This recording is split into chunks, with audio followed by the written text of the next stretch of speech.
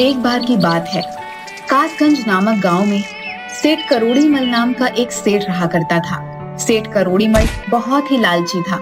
उसका एक पुत्र था जिसका नाम सेठी था।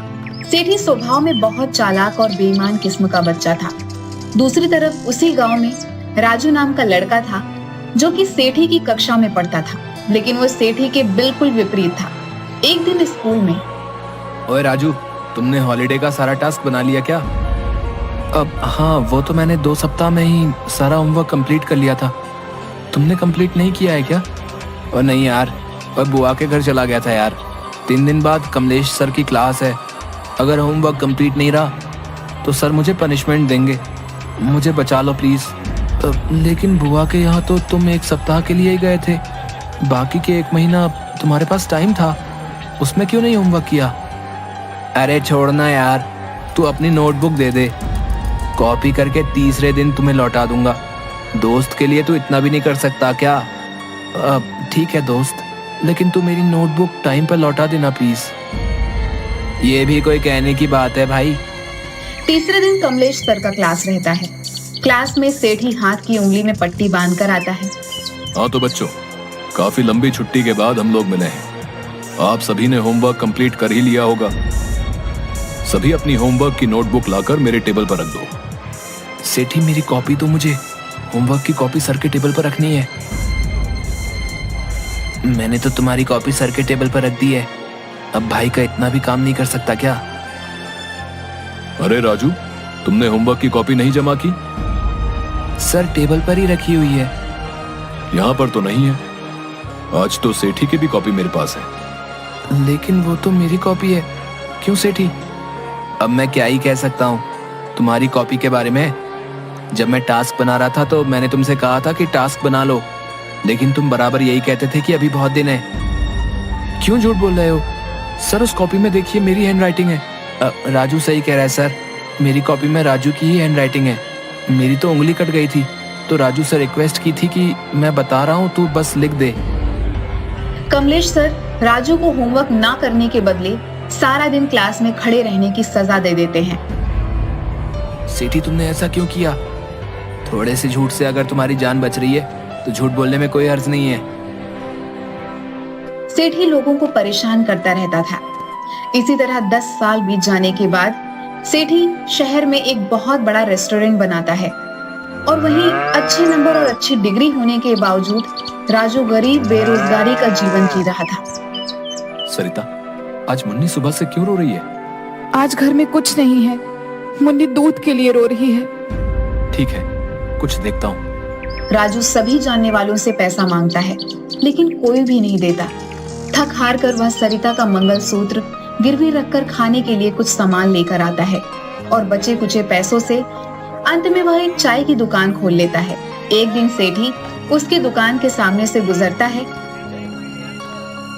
अरे क्या यार, तुम चाय बेचोगे? हम लोग एक ही स्कूल में पढ़े हैं, सब क्या कहेंगे भाई? झूठ, फरेब, बेईमानी, मक्कारी की हलवा पूरी से कहीं अच्छा ईमानदारी से चाय बेचकर, सूखी रोटी खाकर चैन की नींद सोना कहीं अच्छा है। हाँ तो फिर ठीक है, फिर रहो झोपड़ी में रूखी सूखी खाकर। और क्या, मुझे देखो, मेरे पास आज बंगला है, गाड़ी है, बैंक बैलेंस है, सब है। धीरे धीरे राजू की चाय की गुमटी बड़ी होकर कॉफी हाउस रेस्टोरेंट में बदल जाती है। उसका टेस्टी चाय, कड़ी मेहनत, मधुर व्यवहार और ईमानदारी के कारण हमेशा कॉफी हाउस फुल रहा करती थी। उधर सेठी का दोस्त चंदन, जो शहर का सबसे बड़ा सेठ हरीलाल का बेटा था, एक दिन सेठी के रेस्टोरेंट में खाना खा रहा था। रेस्टोरेंट में तो बहुत अच्छा खाना बनाया तुमने। मेरे पास एक आइडिया है, पहाड़ी के ऊपर 5 स्टार रेस्टोरेंट खोलने का। 20 लाख रुपए के प्रोजेक्ट में 5 लाख का इंतजाम हो गया है। आइडिया तो बहुत अच्छा है, 15 लाख में लगाऊंगा। प्रॉफिट कितना मिलेगा मुझे? तो मेरा दोस्त है, इसलिए 25% प्रॉफिट में मिलेगा। ठीक है, कल मैं तुम्हें कैश 15 लाख दे दूंगा, कागज तुम बनवा लो। क्या यार, जब दोस्त के साथ कागज पर डील करनी पड़े तो फिर दोस्ती कैसी? भाई, अगर तुझे मुझ पर शक है तो प्लीज मुझे नहीं चाहिए तेरा पैसा। इस तरह इमोशनल बातों से बिना पेपर के डील चंदन सेठी से 15 लाख रुपए ऐंठ लेता है। 2 साल बाद चंदन को पता चलता है कि उस तरह का कोई प्रोजेक्ट था ही नहीं। सेठी, तूने फर्जी प्रोजेक्ट के नाम पर मुझसे 15 लाख जो लिए हैं ना, वो वापस कर। अरे कौन सा प्रोजेक्ट, कैसा पैसा और किसका पैसा? कोई कागज या बैंक रिसीट है तो दिखाओ भैया। देख सेठी, मैंने पहाड़ी में रेस्टोरेंट के लिए तुम्हें 15 लाख कैश दिए थे। तुमने ही कहा था कि दोस्तों के बीच कागज का क्या काम। इस तरह कागज के अभाव में चंदन सेठी से 15 लाख रुपए हड़प लेता है। एक दिन इनकम टैक्स वाले छापा मारते हैं और टैक्स चोरी के आरोप में सेठी का दुकान सीज कर दिया जाता है। जल्द ही सेठी कंगाल हो जाता है। एक दिन राजू के कॉफी हाउस में, राजू भाई, आज मैं कंगाल हो गया हूँ, प्लीज मेरी मदद कर दो। मुझे फिर से बिजनेस करने के लिए पूंजी चाहिए। मैं जल्दी ही तुम्हारा पैसा लौटा दूंगा। ठीक है, मैं तुम्हें लोन दूंगा, लेकिन इस बार ईमानदारी और मेहनत से काम करना होगा। राजू से पैसा लेकर सेठी उसी के कॉफी हाउस के सामने अपना कॉफी हाउस भी खोल देता है। सेठी राजू के कैफे को कॉम्पिटिटर मानकर उसके कैफे को तरह तरह से बदनाम करने की कोशिश करने लगता है। अरिया, ये ले फेविक्विक और जा राजू के कॉफी हाउस में 2-2 बूंद सभी कुर्सी पर गिरा करा। जा। जैसे ही राजू का कॉफी हाउस ओपन होता है, लोगों की भीड़ लग जाती है। मौका देकर हरिया सभी की कुर्सी पर फेविक्विक डालकर आ जाता है। हाँ मालिक, जैसा आपने कहा था वैसा ही करके आया हूँ। शाबाश, अब आएगा मजा। बहुत ईमानदारी और मेहनत का पाठ पढ़ाता है। अब देखता हूँ तेरा कॉफी हाउस कैसे चलता है। उधर फेविक्विक लगी हुई कुर्सी पर बैठने से सभी कस्टमर का पैंट चिपक जाता है। उठते समय उनके पैंट फट जाते हैं। पूरे कॉफी हाउस में हंगामा खड़ा हो जाता है।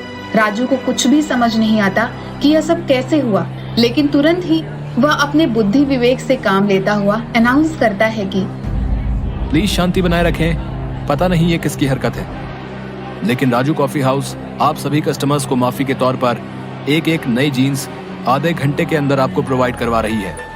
हमारी ओर से हुई असुविधा के लिए आपसे क्षमा चाहते हैं। अरे क्या हुआ राजू, तुम्हारी दुकान पर हो रहे हंगामे को सुनकर मैं दौड़ा हुआ आया। देखो ना दोस्त, किसी ने कॉफी हाउस की कुर्सी में फेविक्विक लगा दिया है। भाई, तुम्हारे कस्टमर तो बहुत सीधे हैं जो एक जीन्स पर मान गए। मैं होता तो तुम पर कंज्यूमर कोर्ट में केस कर देता। डियर कस्टमर, आपकी जीन्स आ गई है। आप लोग अपने अपने साइज के अनुसार जीन्स लेकर पहन लें।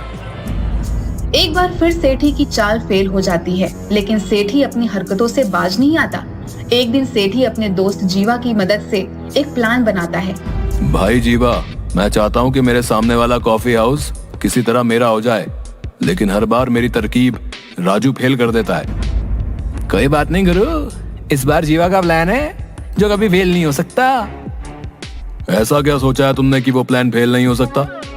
प्लान ऐसा है कि हम लोग किसी तरह उसके चाय के दूध में चूहे मारने की दवा मिला देंगे।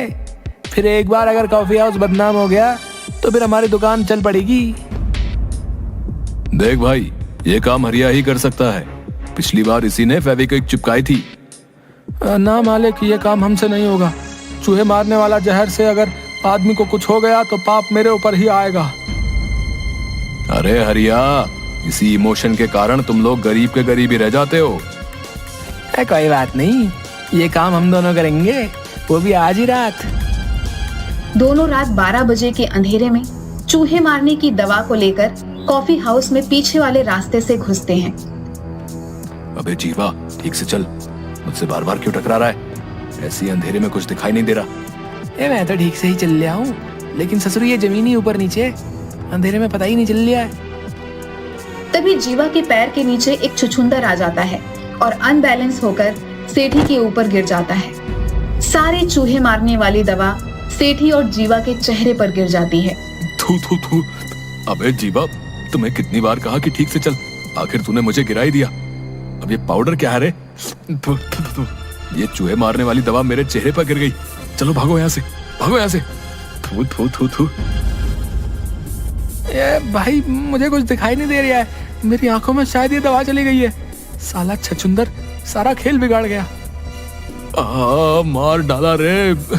अब मेरे हाथों पर क्यों चढ़ा है तू? ये मेरा हाथ है, छछुंदर नहीं, जो बार बार लातों से मारे जा रहा है।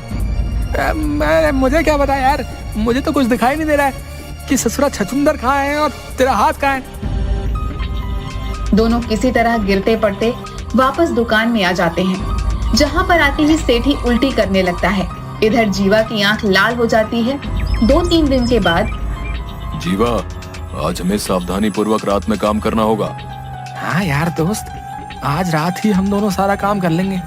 कल के बाद अपना काम खत्म, फिर हमारी चाय की दुकान ही इस एरिया में चलेगी। हाँ, हम दुगनी कीमत पर चाय बेचेंगे। राजू के सारे कस्टमर हमारे होंगे।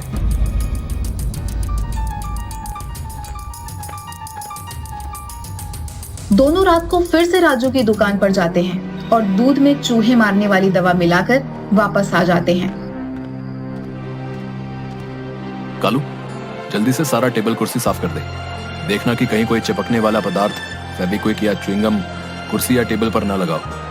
आज संडे, वैसे भी कॉफी हाउस में भीड़ ज्यादा होगी। जी मालिक, उस दिन की फेविक्विक की घटना के बाद से मैं एक एक कुर्सी और टेबल को अच्छी तरह साफ करता हूँ। उसकी चिंता मत कर तू, केवल मन लगाकर साफ सफाई कर ले। उस दिन के बाद मैंने कॉफी हाउस में सीसीटीवी लगवा दिया है। दूसरे दिन सुबह, संडे होने के कारण राजू के कॉफी हाउस में आज तुरंत ही हाउसफुल हो जाता है। सभी को कॉफी चाय दी जाती है, लेकिन कुछ ही देर में कस्टमर उल्टी करने लग जाते हैं। पूरे कॉफी हाउस में हाहाकार मच जाता है। मालिक, सभी कस्टमर उल्टी कर रहे हैं। कुछ तो गड़बड़ है चाय में, सीसीटीवी फुटेज देखनी होगी। इसी बीच सेठी पुलिस को फोन कर देता है। राजू को पकड़कर पुलिस ले जाने लगती है। 1 मिनट इंस्पेक्टर, जरा सीसीटीवी में देख लो कि किसने ये काम किया है। तब इस सीसीटीवी फुटेज से पता चलता है कि सेठी और जीवा दोनों ने रात में आकर यहाँ पर कुछ मिलाया था। पुलिस जब उन दोनों को पकड़कर डंडे से मारती है, जीवा पुलिस को सारी बात बता देता है कि उसने सेठी के कहने पर दूध में चूहे मारने वाली दवा मिलाई थी। दोनों को पुलिस हिरासत में लेकर चली जाती है।